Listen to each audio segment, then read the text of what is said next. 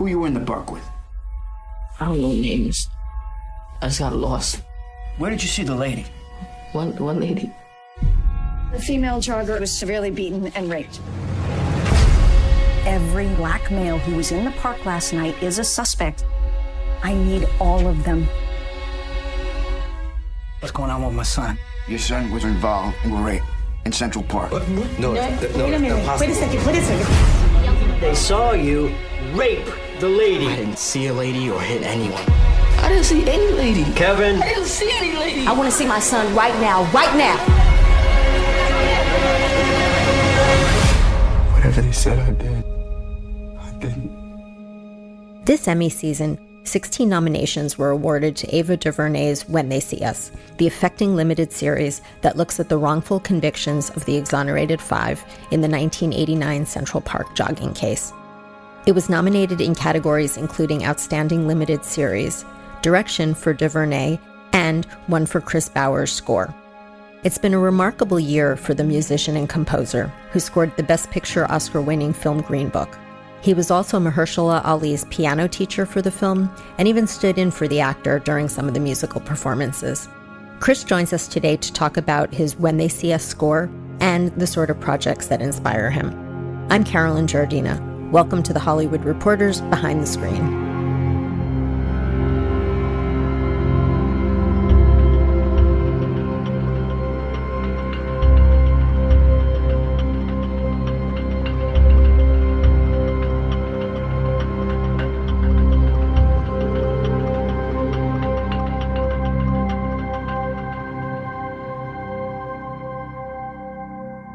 Kris, thank you so much for joining us today. Thank you. Thanks for having me. So you've been nominated for your first Emmy for When They See Us. How did you meet Ava DuVernay, and what attracted you to this project? So my first time meeting her, she called me in just to basically interview for the show.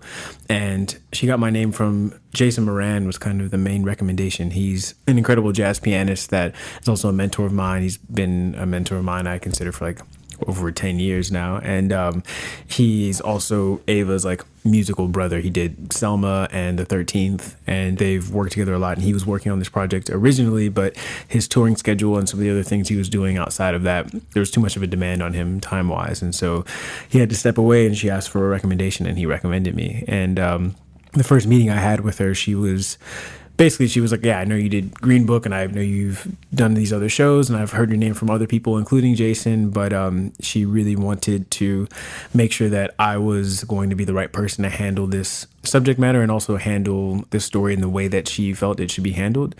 And so she showed me the first episode, and then we had a conversation after that. And I think that first episode was what made me fall even more in love with the project, which is a weird thing to say, but it was so heartbreaking and difficult to watch and gut-wrenching, but it also just made me feel, or I could see how important it was, and I could feel how urgent it was and how much I could empathize with these boys and how I couldn't even believe the experience I had been in. And watching that first episode, I was immediately drawn to possibly being a part of the project. Big picture, what were the initial discussions with Ava, and what was the overall approach to the score? Yeah, so the first conversation we had in that interview, in that first meeting, actually, she basically asked how I thought I would approach it. And one of the things that struck me the most was just how horrific what we were seeing was and how it felt. And I wanted to find a way to capture that. And so I mentioned looking at even some horror films as references for creating sound design type textures that are going to feel almost like animalistic and feel like screams and moans and all that kind of stuff, to have a visceral type of feeling. But on top of that, also wanting to have something that would still maintain the humanity and the innocence and the beauty of these boys. And I think that was something that continued to be our conversation throughout the process. Like anytime I wrote a cue, especially in some of the interrogation scenes or some of the courtroom scenes, her biggest fear was that some of those things would feel a bit procedural, or that if we went too ambient with the score, that it wouldn't really make us feel as much as we needed to feel. And so there were times where I would write a cue and she would be like, well, I still don't feel these boys in this cue. I still don't feel them. And that's incredibly important. And so that was kind of the constant balancing conversations, how to add these layers of these horror type sounds that I created by taking instruments like cello and violin and trumpet and sax and having them play things that just didn't sound right on their instrument and sounded like they were like breaking the instruments essentially, and then continue to filter those things and add effects and all that kind of stuff, but then layer that with any sort of simple like piano melodies that could evoke more of the emotive human side of the story, and then just kind of anything that's a little bit more traditional given the context. Yeah. Well, let's listen to some of the music from episode 2. Tell us about the enemy's cue. Yeah. One thing that we talked about also with this series was making each episode feel somewhat different so that we can kind of continue to track their development through this process. Ava mentioned using this show to also just show mass incarceration and how it works. And so each episode is showing a different aspect of that process. And the first episode, there's really just focusing on like this horrific sound. And so this is the first cue of the second episode, and it immediately has a very different sound than the cues from the first episode. We start off with like this synth melody, and there hasn't really been much synth in the previous episode at all. Also, the beginning kind of, we're hearing these news bites, these like sounds of different newscasters talking about the case, talking about these boys, talking about their perception of them. And I think what was fascinating is how they were all talking about these boys that were basically out to cause harm, out to do something bad. And so this whole first thing is kind of setting the stage for what we're about to see with this battle essentially between the boys and their attorneys and the opposition.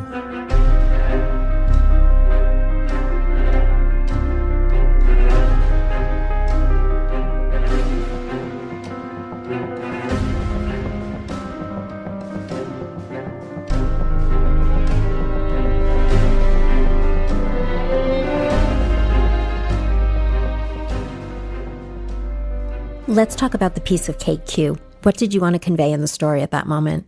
So the thing with episode 2 that was a bit more difficult than some of the others is that we wanted to try to build up to this verdict at the very end, right? Like the thing is that it's a true story, so we all go into this show knowing what happens to these boys, but sure, at the end of the day, we also want it to feel, just with the storytelling, like when we hear that verdict, it's going to be a surprise. It's going to feel like, the rug gets taken out from underneath us. And so with that, it was my job then to find any moment of positivity throughout the entire episode to really try to highlight that, because there's isn't very much light in this series.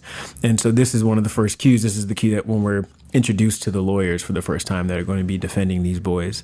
And so it's really the first time that we have something that feels a little bit more upbeat and optimistic, and it starts to lay the foundation for something that's going to sound a little bit more hopeful in this episode, which we don't really have in some of the other ones. The instrumentation is, I think, only piano and strings and a bit of synth pads and things like that around it, but the piano, I kind of still continued with this idea of affecting the instrument, so the piano has a bit of delay on it, and it's kind of this like felt piano that's a little bit prepared. Also, some of the strings are playing a combination of pizzicato or like Bartok pits and like slapping the strings a bit, so there's a little bit more of a percussive sound, and there's, I think, a little bit of bucket drumming in there as well, so that trying to create a little bit of momentum and a percussive sound with instruments that maybe aren't expected.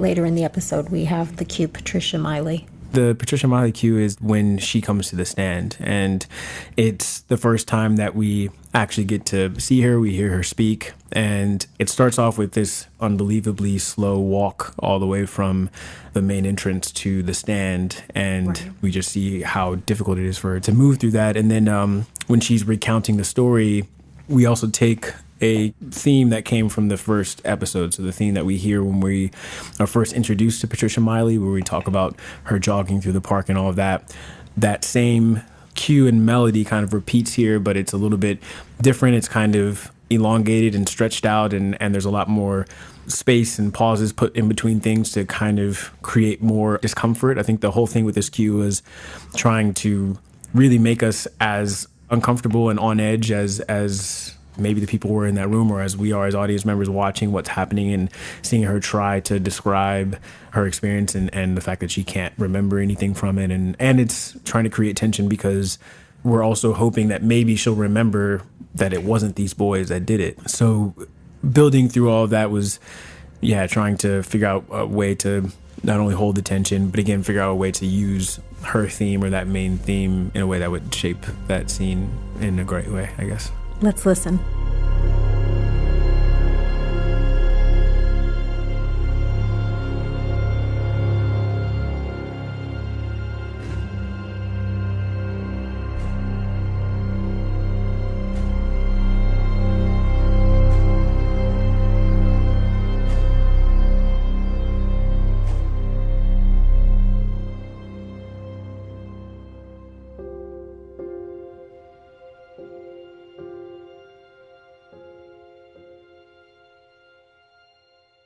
Further in the episode, we have another cue when Bobby testifies. Yeah, so that cue, the theme for Bobby and Antron was kind of one of the first things that I wrote. In episode 1 is the first time we hear that theme between Bobby and Antron, where he tells him to go along with what the cops are asking of him. And it was just a moment where that whole relationship between all 4 episodes, or the first 3, since we don't see Bobby anymore in episode 4, is just so complex, because you have this father that's really, handing his son over essentially to the police, but he doesn't realize that he's doing it. He's trying to protect himself, and he's doing it out of fear, and he's doing it out of his understanding of what might be the best thing for him and his family, and yet he's destroying his son's life. And so in this scene, it's where Bobby and Antron are in the bathroom right before Bobby testifies.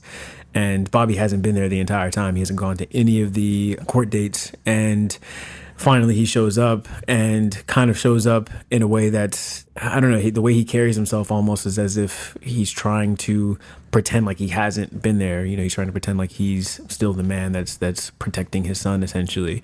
And this conversation that they have is where Antron steps up to his father and says, just lays out the stakes for him and just tells him that, like, this is my life that's on the line. Like, you don't understand that if you say the wrong thing, or if I say the wrong thing, or somebody says the wrong thing, it's my life that's going to be affected. And so there's this piano melody that's kind of the center of their theme, but then layered on top of that are not only strings that are just kind of supporting that piano melody, that piano theme, but also a lot of that weird aleatoric sound designy string stuff that I affected and all that, just because this is a moment that for me feels like there's this broken love between them, and this thing, it sounds like the loss of innocence and all that kind of stuff, but also it's still just horrifying because we, at the end of the day, know what happens.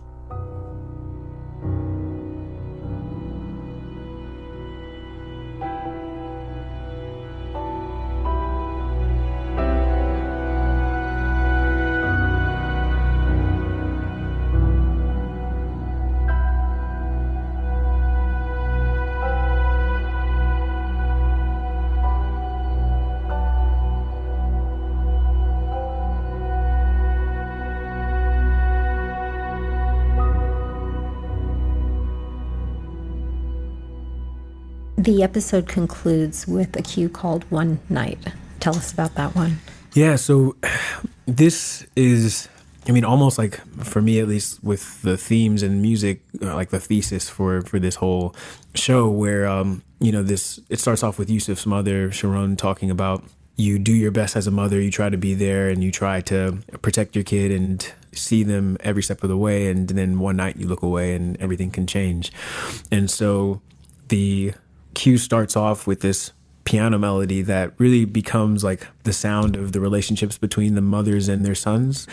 Each one of them have a theme that's kind of based on this one night cue, and it's basically a variation on that melody. And so it starts off with this piano melody and kind of underscoring that statement and that sentiment, this idea of the love that mothers are trying to give their sons in this situation, and the fear that they have of things going wrong. And then it continues to escalate as we get closer and closer to the verdict, and we understand that they're about to deliver it, and they ask the boys to stand up, and some of the percussion and these bucket drums and all these other things start to build in, and the strings and all that swell.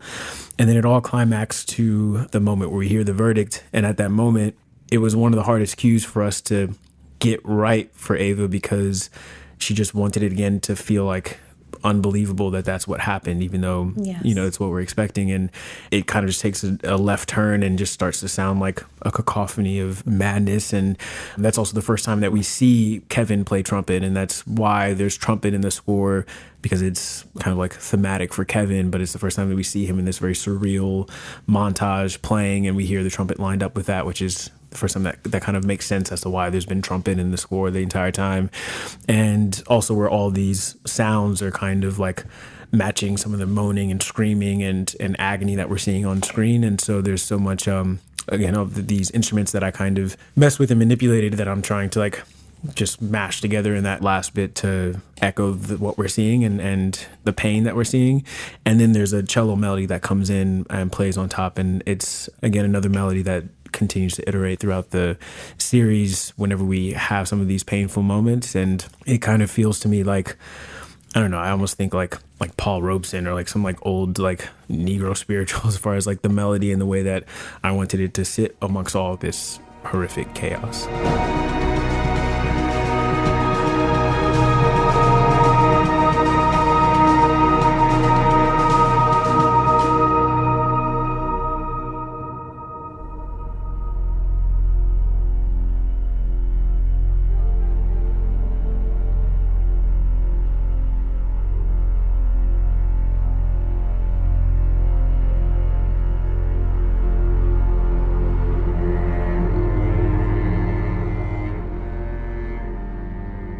Where did you record the music, and did you use musicians that you've worked with before? Or? Yeah, we recorded here in Los Angeles. A lot of the musicians are actually friends that I went to high school with. My friend Max Wrightson, who's the music coordinator on this, helped put together some of those musicians. And it was, it's pretty special to kind of have people that I'm personally close with, like, play some of this music. Yeah.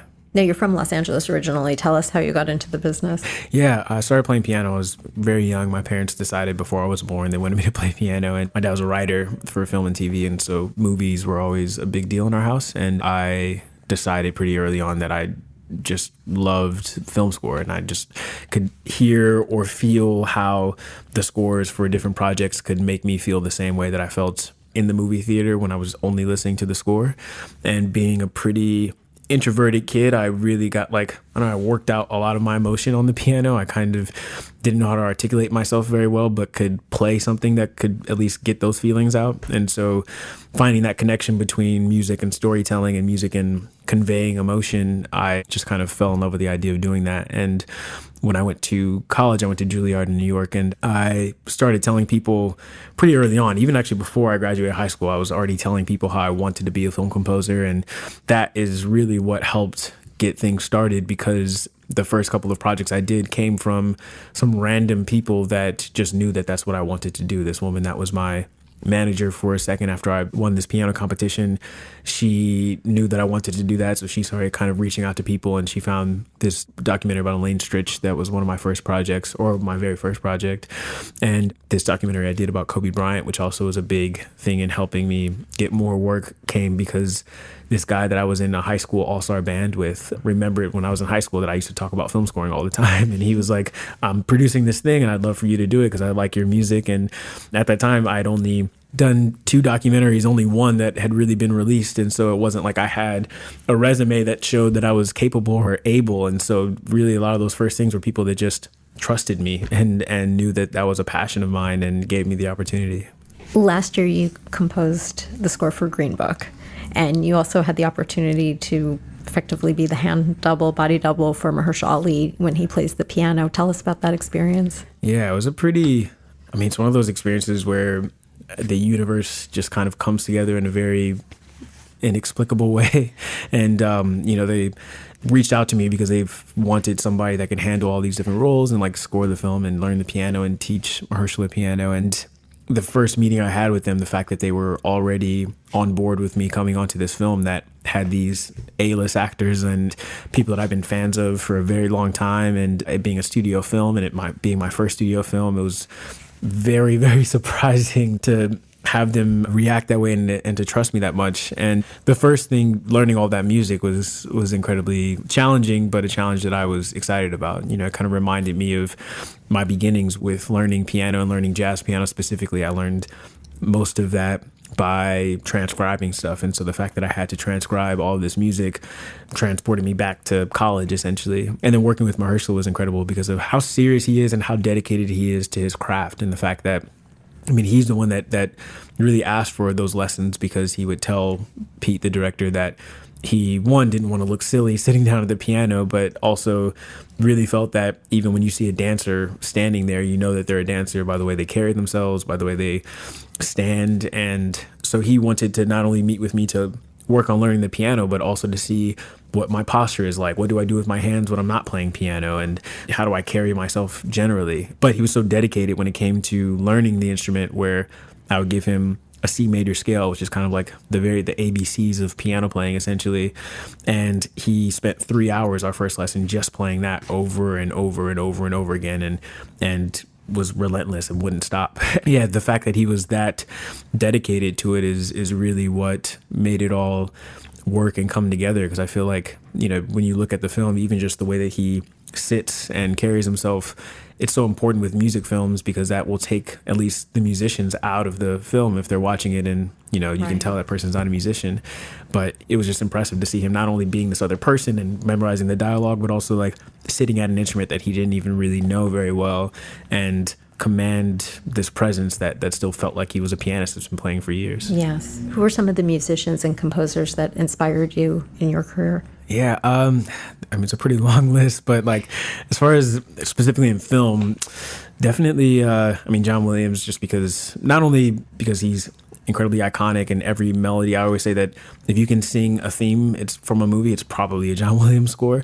But also the fact that he started as a jazz pianist and used to put out jazz records and then transitioned into film scoring is something I've always looked at as an inspiration. But also musically, people like James Newton Howard, John Powell, Quincy Jones, who also I've been inspired by his career and the way that he was able to traverse both scoring but also producing and arranging and have his own albums and things like that. And I think that's something else that constantly inspired me, the musicians that have both an artist career and compose things, like people like Trent Reznor or Mika Levy and Johnny Greenwood. I think those also are people that are coming outside of the film scoring space and therefore have a totally fresh and unique sound within the scoring world. What are you working on now, or what's next on your plate? So I just finished a horror film with Justin Simien, who did Dear White People. And this film is set in the 80s, and it's basically about the introduction and dissemination of the weave into popular culture in Black community. And as we start to see our main character not only feel somewhat pressured in her workplace to get a weave, she finally does, and then she feels like people are treating her better. She feels like she's more attractive, she has more confidence and all these different things. But then things start to go wrong, and we find out that the weaves are kind of making these women kill people.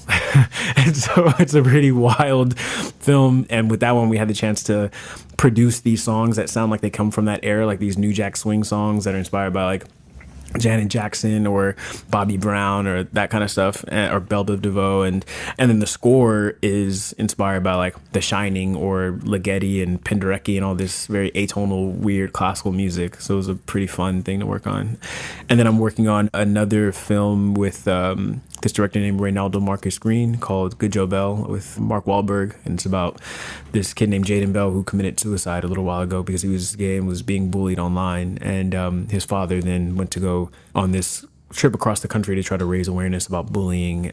And I'm also working on a documentary with this director named Bing Liu, who did Minding the Gap, and this documentary is about an organization in Chicago called Maafa that works with men that come from gangs or gang violence and tries to help them not only deal with what they've been through emotionally and mentally, and help them work on mindfulness, help them work on how to process their emotions, how to articulate themselves about what they've been through and all of that, but also gives them tools and skills to be able to assimilate into society. And so, you know, teaching them how to install an HVAC or how to do construction or things like that, so that they can not only work on their emotional and spiritual side of this process, but also how to actually be a productive member of their community. What attracts you to a project? Yeah, I mean, all those projects, for example, all have to do with something that has some sort of like social or social justice connotation. And I think that I've always been attracted to the artists that had something to say with their work, and that it wasn't just about entertainment for, entertainment purposes. It's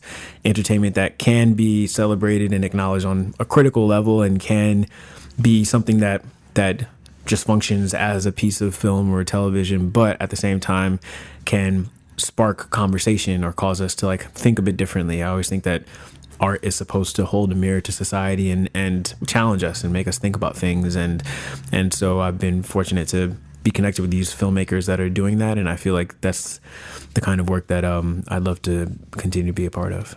What do you hope people will take away from when they see us? I think the biggest thing is continuing to show these 5 exonerated men love. I think that, seeing them talk about their experiences, it's so heartbreaking that I think all the filmmakers and all the cast and crew and Ava herself tried to pour as much love as possible into the project, but it's been really beautiful to see how much love these men are now receiving from the world and from the communities. And I think not only continuing to do that and continuing to think about these men, but also keeping in mind that they are not the only ones that have had this experience. I think that there are so many examples of this in our world, and also just in general, the prison system is just so problematic and is really an assembly line for men to end up in situations like this and to be broken the way that these men were broken. And so I hope that it also causes people to just think a bit more about that and to think about ways that they might be able to help fix or challenge that.